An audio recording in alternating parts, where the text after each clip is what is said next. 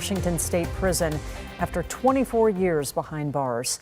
Thank you for joining us. I'm Monique Minglavin. And I'm Gary Horker. Ridgeway will go down in history as one of the most prolific serial killers in our country's history, terrorizing women in the 80s, leaving a trail of bodies and broken hearts behind. KIRO 7's Jake Chapman sat down with former King County Sheriff and Green River Task Force Detective Dave Reichert. And Jake asked about the ongoing search for victims and what this all means for their families.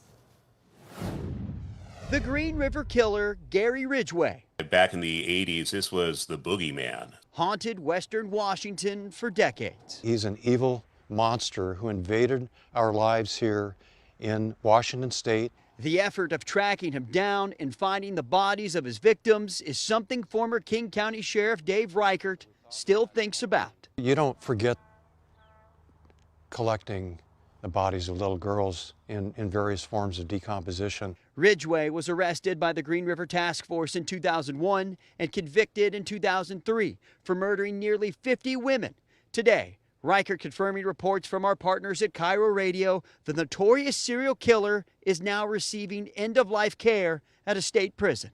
Almost a year ago, I saw a photo of him in a wheelchair. He didn't look too healthy then. News that has him thinking about the victims' families. I'm really thinking about the families and what they're going through right now, because every time this case comes up, they have, it just brings up everything. Ridgeway avoided the death penalty with a plea deal, agreeing to provide information to investigators on where additional victims were. But given how there's still so many out there. But after your personal encounters with him, talking to these victims' families, do you think that deal was worth it? Absolutely.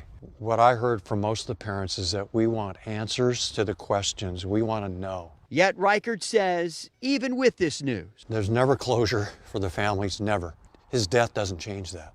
While it has been confirmed that Ridgeway's health is still declining, it's still not clear exactly what type of care he is receiving at this time. In Enumclaw, Jake Chapman, KIRO 7 News.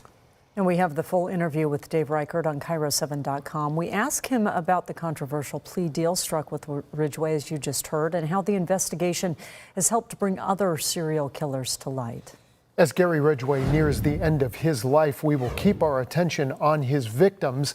On July 15, 1982, the body of Wendy Lee Caulfield was found in the Green River. Within a month, 4 other bodies were discovered, and throughout one of the longest and largest serial murder investigations in the United States history, 48 women would be directly linked to the Green River killer. And those are just the women and girls they've been able to confirm. Over the decades, Ridgeway alluded to dozens more, up to 70 victims. Now, these 3 women are listed on the official Green River homicide list, but their bodies have never been found, and their cases remain uncharged. Cassie Ann Lee was 16, Kelly K. McGinnis, 18, Patricia Ann Osborne was 19. 3 more women are still needing to be identified, including Linda Jackson, a woman likely known as Michelle, and a 3rd woman without a known picture who may have gone by the name Angie, all linked to Gary Ridgeway and all missing since the early 80s. Our coverage of the Green River killer continues at 7 o'clock tonight and on KIRO 7 tonight at 11, also online on our website.